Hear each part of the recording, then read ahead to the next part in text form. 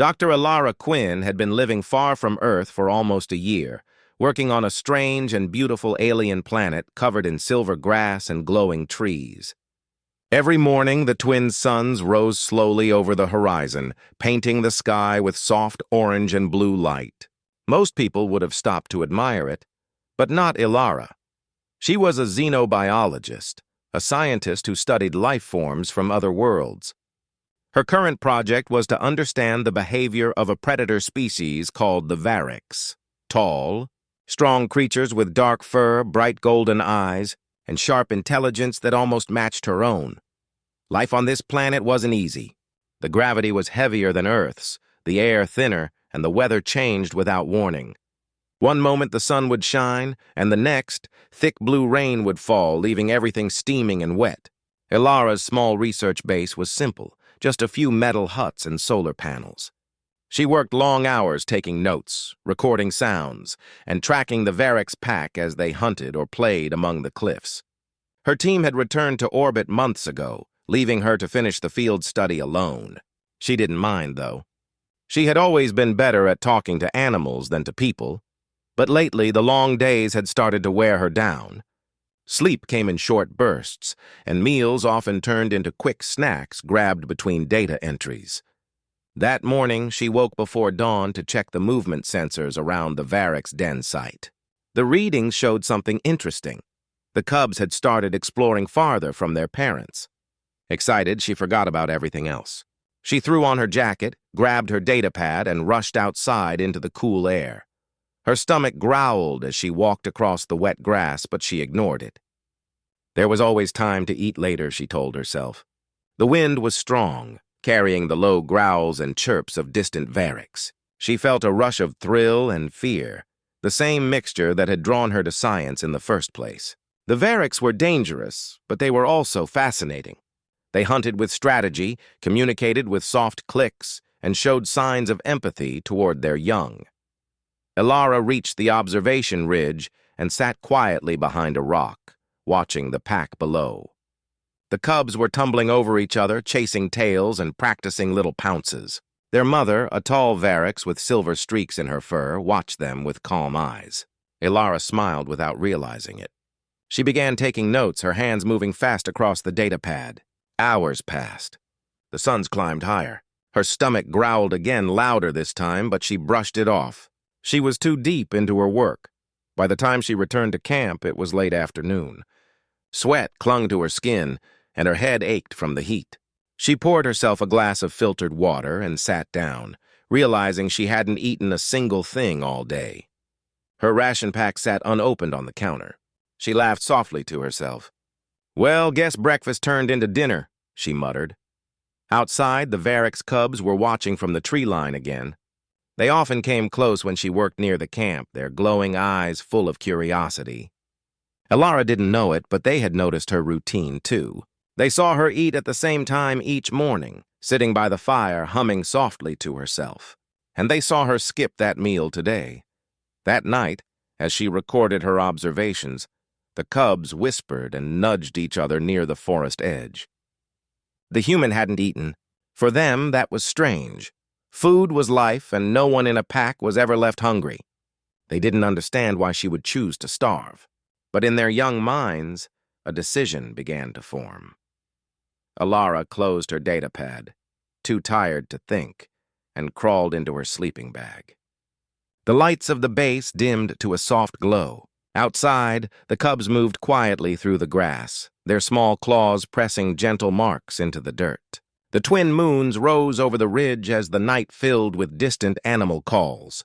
And just before dawn, something small and wrapped in green leaves appeared beside her metal door, left there by little hands that didn't want their strange, kind human to go hungry again. The Varex cubs were always curious, especially about the strange, soft-skinned creature who lived alone near their hunting ground. They had watched her from the shadows for many moons, whispering in their low growls and chirps. To them, the human was something between a teacher and a puzzle. She moved slowly, made soft sounds with her mouth, and carried shining tools that beeped and blinked. Unlike most creatures on this planet, she never hissed or bared teeth. She smiled instead, a strange gesture that somehow felt safe.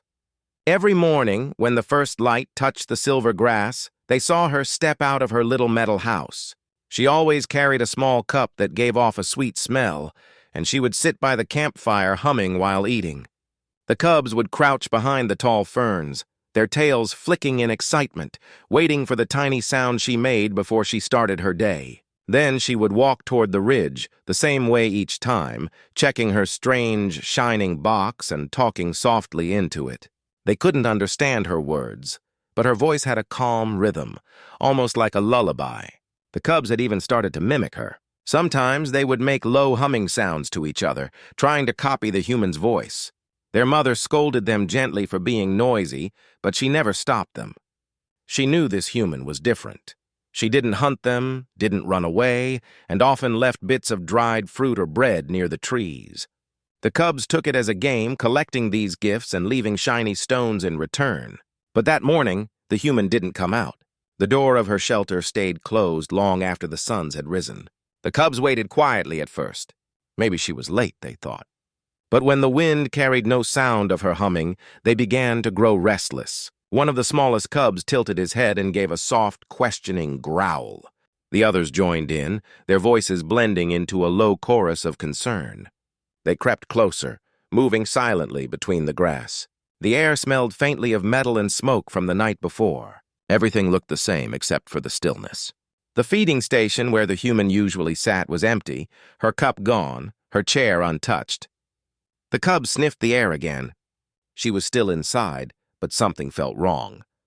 In their minds, hunger was a clear message. When one pack member didn't eat, it meant sickness or sorrow. Among Variks, no one ate until everyone did. That was the way of their kind. Survival through unity. The cubs didn't understand the human's reasons, but they felt the meaning. She hadn't eaten, and that wasn't right. They began to chatter quietly among themselves, small growls mixing with worried chirps. One bold cub, the eldest of the group, walked up to the metal door and sniffed it. The cold surface reflected his golden eyes. He made a soft sound, half call, half whine, waiting for an answer. Inside, Elara stirred in her sleep, unaware of the little audience gathered outside. The youngest cub picked up a round seed pod and placed it near the door. It was something he liked to chew when hungry. The others copied him, dropping small bits of fruit, roots, and dried meat they had hidden for play. It wasn't a plan at first, just a childlike act of kindness. But slowly it became something more. As the sun climbed higher, the cubs waited nearby, peeking from behind rocks and plants. They didn't know what the human would do, but they hoped she would understand. In their hearts, they felt the strange bond growing stronger, the kind that didn't need words or shared language. When the wind finally shifted, carrying the faint sound of the human's steps inside, the cubs perked up, tails twitching. They had done what came naturally, to care for one who belonged in some quiet way to their pack. The soft-skinned creature might not have claws or fur, but to the Variks cubs, she was no longer just an outsider. She was one of them, and no one in the pack would ever go hungry if they could help it. The Variks' den was quiet that afternoon, the air warm and heavy with the smell of sun-baked earth. The cubs huddled near the rocks, whispering in small growls and chirps about the human who had not come out all morning. Their guardian, a large Variks named Kor, lay nearby, half asleep but always alert. His fur was dark with streaks of gray that shimmered when the light hit it. He had seen many things in his years, storms, battles, births, but never a creature quite like the human. When the youngest cub padded close and nudged him, Kor opened one glowing eye. "What is it?" he rumbled. The cub answered with a few soft clicks, pointing its muzzle toward the distant human camp. Kor lifted his great head and sniffed the wind. The scents were faint but clear, metal, smoke, and something missing. The smell of cooked food, usually drifting from the human's shelter every morning, was gone. He stood slowly, his claws scraping the stone. "The soft skin hasn't eaten," he growled, his deep voice echoing through the canyon. The cubs looked at each other, puzzled. They had always seen the human eat, strange dry squares of food from small packs, and sometimes warm meat she cooked over fire. They remembered the scent, the way she always hummed while eating, her movements calm and sure. "She is strange," one cub whispered. "She shares food even when she has little." "She gave us sweet fruit once," another added. "And didn't eat herself that day," Kor rumbled softly, both proud and concerned. He had watched her for many days, too. At first he had seen her as a harmless wanderer, weak and breakable, soft skin, small teeth, no claws to fight with. But she had proven otherwise. She was brave enough to walk through their hunting grounds without fear, quiet enough to observe without disturbing. She spoke softly to the cubs, even though she knew they didn't understand. Her courage confused him, but it also earned his respect. Now, though, this strange weakness troubled him. In the wild, no creature ignored hunger. Hunger was a warning, a call to survive. Only the dying refused food. Kor growled again, low and uneasy. Why does she let herself starve? The cubs had no answer. To them, humans were confusing creatures. They built warm shelters but walked into the cold. They had food but forgot to eat. They were fragile but chose to live among predators. Yet the cubs loved her in their own wild way. She had never shouted or chased them away. She smiled when they came near, and her laughter sounded like sunlight on water. Kor stepped forward, his shadow falling over the cubs. "She helped you once," he reminded them, "when the snare caught your paw." The smallest cub nodded, remembering the gentle hands that freed him from pain. "Then you must help her now." "But how?" asked another cub. "She eats strange things." "Not like us." Kor looked toward the human camp, thinking. "Food is food," he said, "and kindness is the same in every tongue." The cubs understood enough. They rose to their feet, tails swishing with determination. Each one started searching, some for fruit, some for roots, and others for small game left from the morning hunt. They didn't know what she would eat, but they wanted to try. Kor watched them go, a heavy pride warming his chest. The human had taught his cubs something valuable, compassion beyond species, the bond between life forms that chose peace over fear. As the suns dipped lower, the cubs returned, carrying their small treasures in their jaws. They laid them carefully near the edge of the camp, tails flicking with excitement. From a distance, Kor watched, his golden eyes softening. He could already smell the faint trace of hunger from the human shelter. But he could also smell something stronger: care, loyalty, and the quiet connection that had formed between his cubs and the strange creature who walked on two legs. He settled back on the rocks, letting out a deep sigh. "Maybe," he murmured to himself, "she is not as weak as she looks." And under the fading light, the great predator closed his eyes, listening to the cubs' gentle laughter mixing with the whisper of the wind, a sound that told him his pack, now, was a little bigger than before. The suns were already dipping behind the silver hills when Elara returned to camp. Her boots were muddy, her jacket torn in one place from climbing through sharp roots, and her datapad almost out of charge. It had been a long day of walking, tracking, and recording the Varix pack. She was tired, the kind of tired that made her bones feel heavy. All she wanted was to sit down, eat something warm, and maybe sleep for 10 hours straight. The air around the camp was still. The usual sounds of birds and rustling creatures had faded into the soft hum of evening. As she approached her small metal shelter, something caught her attention near the door. She frowned, stepping closer. There on the ground was a small pile, neat, deliberate, and strange. It was meat, freshly cut, wrapped in large green leaves from the trees near the ridge. She crouched down, studying it carefully. The smell was strong, wild, but not unpleasant. Whoever left it had taken care to make it look clean, almost like a gift. Elara looked around, half expecting one of her teammates to pop out laughing, though she knew no one was there. The rest of her crew had returned to orbit weeks ago. She was alone. So who could have done this? She tilted her head, scanning the tree line. The shadows between the glowing plants seemed to move, but when she stared, they were still again. Her first thought was that maybe some scavenger animal had dragged food there and left it behind, but it looked too neatly arranged for that. The leaves were folded carefully, like small hands had done it with purpose.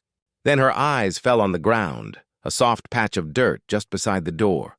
She saw the marks clearly now, small paw prints, round and spaced close together. Her breath caught.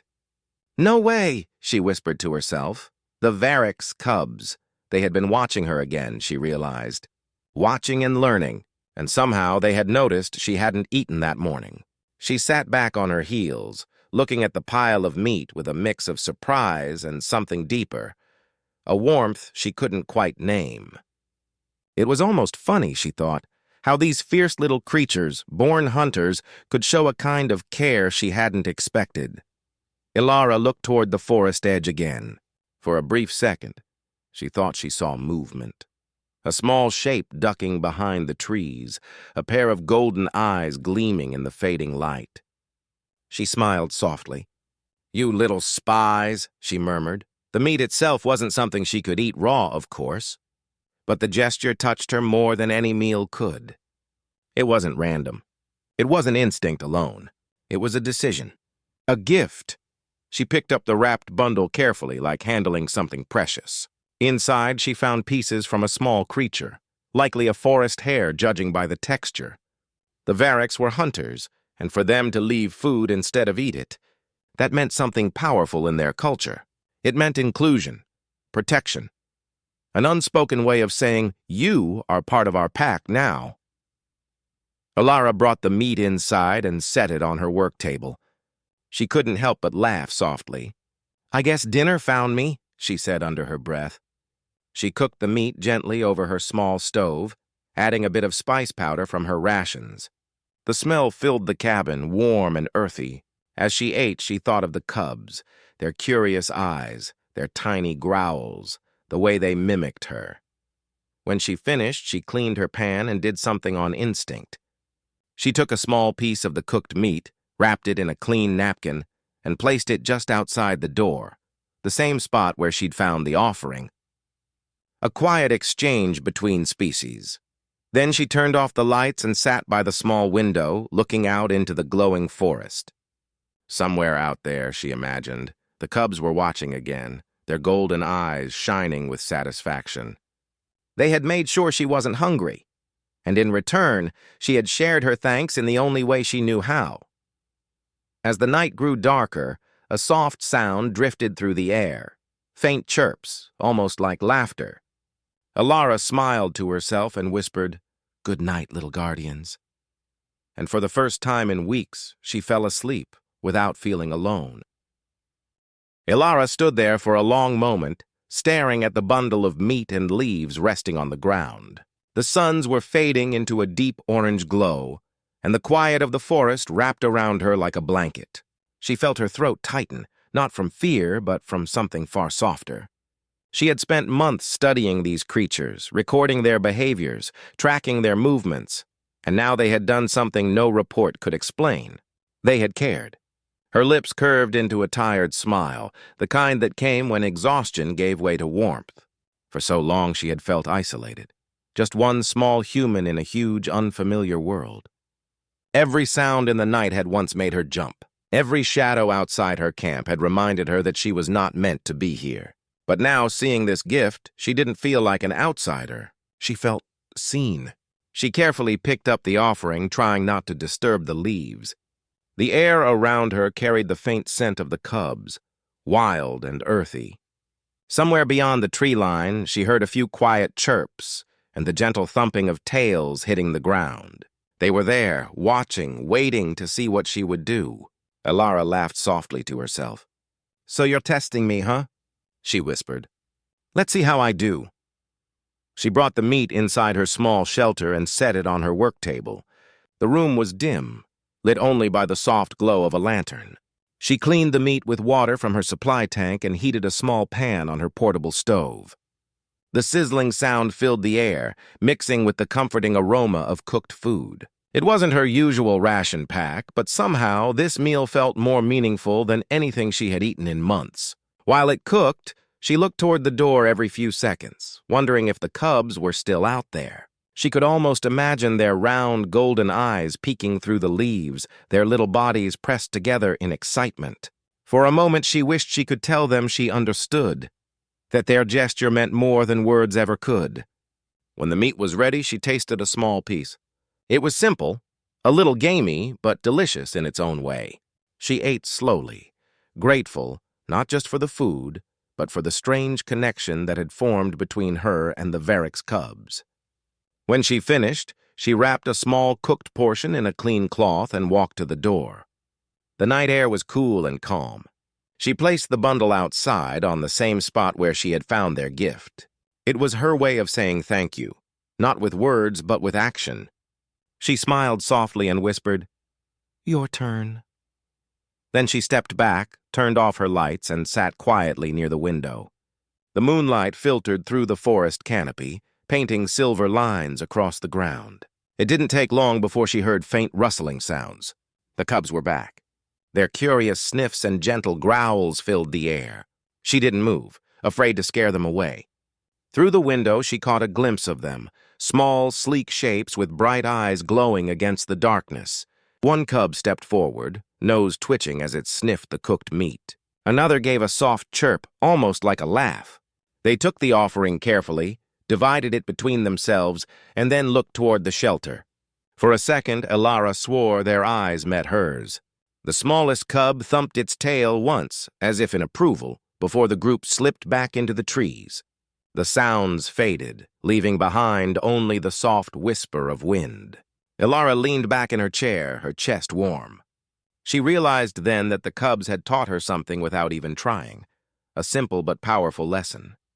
Care doesn't always need language. Sometimes it's shown in actions, in small, quiet gestures that say, "You matter." That night, as she drifted to sleep, she didn't feel like a scientist on a mission anymore. She felt like part of something bigger, a shared understanding between species, built not on study or data, but on kindness.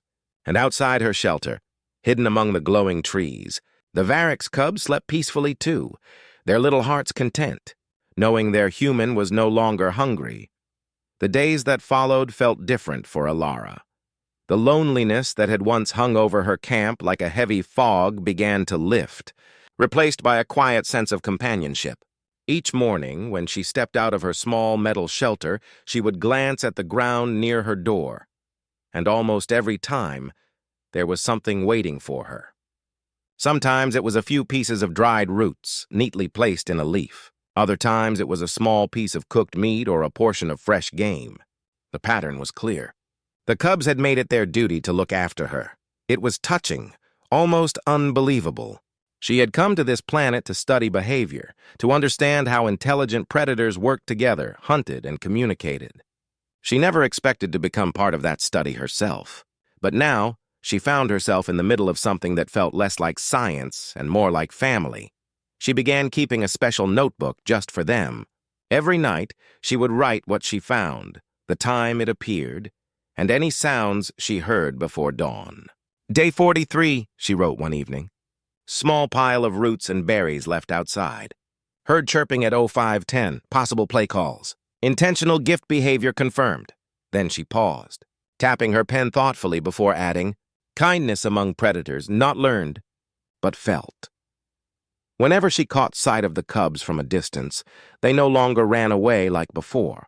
They watched her openly now, with curious golden eyes that reflected the sunlight like liquid amber. Sometimes, when she worked near the ridge, they would sneak closer, hiding behind tall plants, but not very well. She would pretend not to notice, smiling to herself as their tails flicked and their little bodies wiggled with excitement. One morning, she decided to test a quiet theory. She took one of the nutrient bars from her supplies, broke it into pieces, and left them near the same spot where the cubs usually placed their offerings. Then she sat a few meters away, pretending to be busy with her tablet, but keeping her eyes just wide enough to see the clearing. It didn't take long. From the trees, 3 small shapes appeared, the cubs sniffing cautiously, ears twitching. The smallest one approached first, nudging the food with its nose. Then it looked toward her, as if asking for permission. Elara gave a slow nod, smiling softly. The cub chirped, and soon the others joined in. They shared the food, tails thumping the ground, then looked back at her and let out a few quiet growls, sounds she had begun to recognize as approval. That moment filled her heart in a way she hadn't felt in years. It wasn't about survival anymore. It was trust. They trusted her enough to eat her food, and she trusted them enough to share space. It was a small bridge between two very different worlds.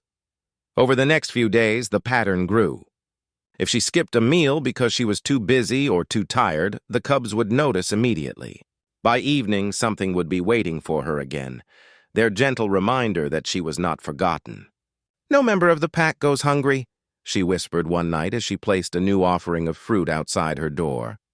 She began to wonder if kindness could be an instinct, just like hunting or protecting the young.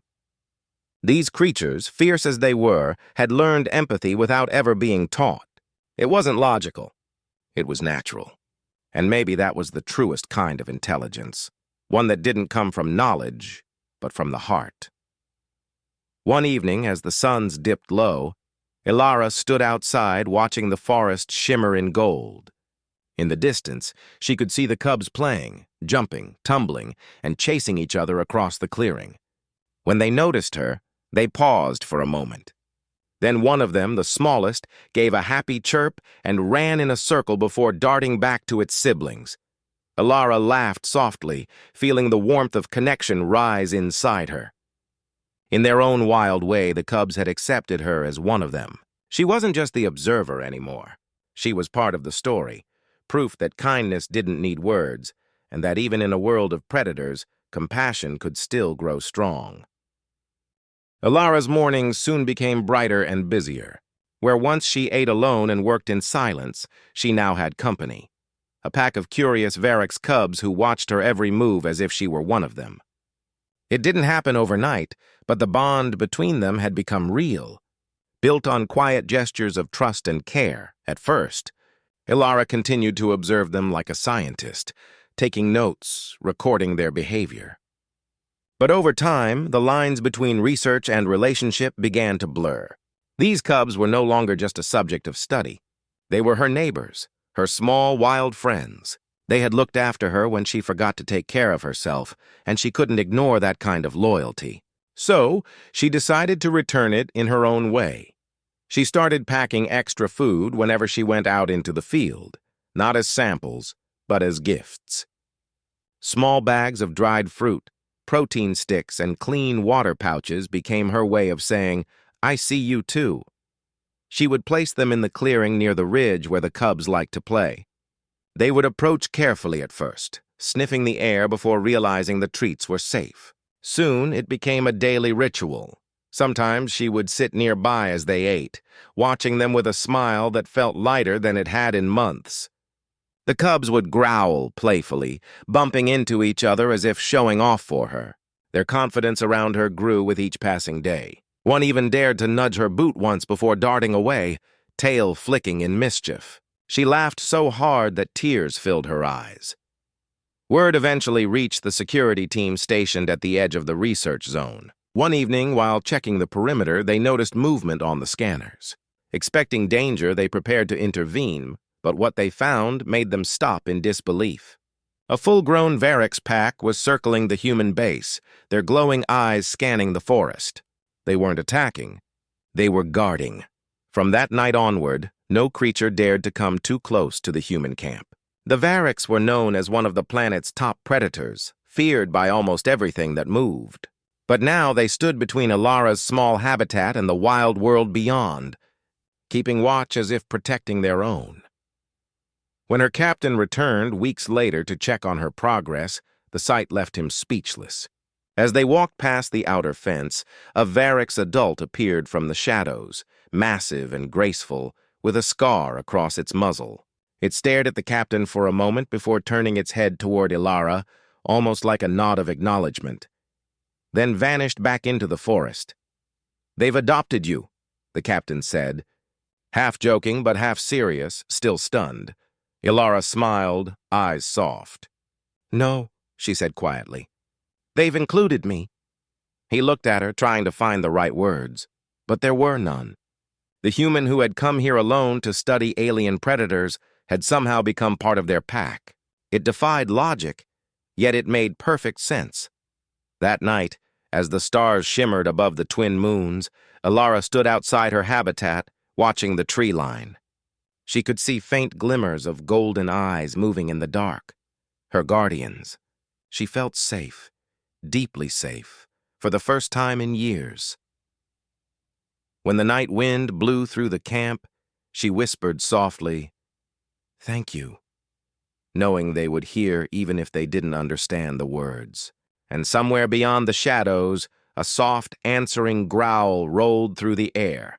Not a threat, but a promise. The scientist in her wanted to analyze it, to record and explain. But the human in her simply smiled and closed her eyes. Some things didn't need data. Some bonds were built not through study or science, but through something far more ancient, the quiet kindness that exists between all living things who choose not to fear each other. The final week on the alien planet arrived faster than Elara expected. Her research was complete, the reports were filed, and the transport ship was due to land by dawn. Yet as she packed her equipment, she felt an ache in her chest that had nothing to do with exhaustion. She had grown used to the rhythm of this world, the soft hum of the twin suns, the rustle of silver grass at night, and most of all, the quiet presence of the Varix cubs watching her from the trees. As the engines of the approaching ship rumbled faintly in the distance, she stepped outside one last time. The air was cool, the ground damp from a passing mist. Her camp looked smaller than ever, surrounded by the vast, endless wilderness that had once frightened her, but now felt like home. Then, from the forest edge came a familiar sound, the soft, chirping calls of the cubs. She turned and saw them emerging one by one, their fur glinting faintly under the pale sunlight. They moved slowly, not with their usual playful energy, as if they knew something was different. The smallest cub carried something in its jaws, wrapped carefully in green leaves. When they reached her, they placed it at her feet, a simple offering of food, their last gift. Elara's eyes stung with emotion. She knelt down slowly, resting her hand on the ground between them, a gesture of respect she had learned from watching the Varix greet one another. The cubs tilted their heads, their golden eyes watching her every move. For a long moment, neither human nor creature made a sound. The world seemed to pause, holding its breath. She smiled through the quiet, her voice soft. "You've taken better care of me than I ever expected." She didn't know if they understood the words, but her tone said enough. The cubs thumped their tails lightly against the ground, a sign of acknowledgement, their version of a smile. Behind her, the ship's landing lights flickered, cutting through the mist. The pilot's voice crackled over her comm, calling her name, telling her it was time to leave. She didn't answer right away. Instead, she stayed there, memorizing every detail, the warmth of the air, the sound of the wind in the trees, the gentle rumble of the cubs breathing. When she finally stood, she reached into her pack and took out the small necklace she always wore, a simple silver charm shaped like a star. It was her reminder of home. Without thinking, she knelt again and placed it beside their offering. "Something to remember me by," she whispered. One cub sniffed the charm, then looked up at her with eyes that seemed wiser than their age. Elara smiled, blinking back tears. She wanted to stay, but she knew she couldn't. The mission was over, and the rest of her team was waiting. As she walked toward the ship, she looked back one last time. The cubs were still there, sitting in a small circle around the silver charm. When the wind blew, their fur rippled like grass, and for a moment, they looked almost like shadows of the planet itself, wild, loyal, and full of quiet grace. She climbed aboard and strapped herself in. Through the ship's window, she saw the clearing growing smaller and smaller as they lifted off. The forest shimmered beneath her, the place where she had learned that even among predators, compassion could thrive. Her captain glanced at her. "You okay?" he asked. Elara smiled faintly, eyes still on the view. "Yes," she said. "They reminded me of something important." He raised an eyebrow. "And what's that?" "That kindness feeds more than hunger," she replied. "It builds trust, even between worlds." As the planet's surface faded into clouds, she felt a deep calm settle in her heart. The Varix cubs had taught her something no textbook could ever explain, that kindness once given always finds its way back.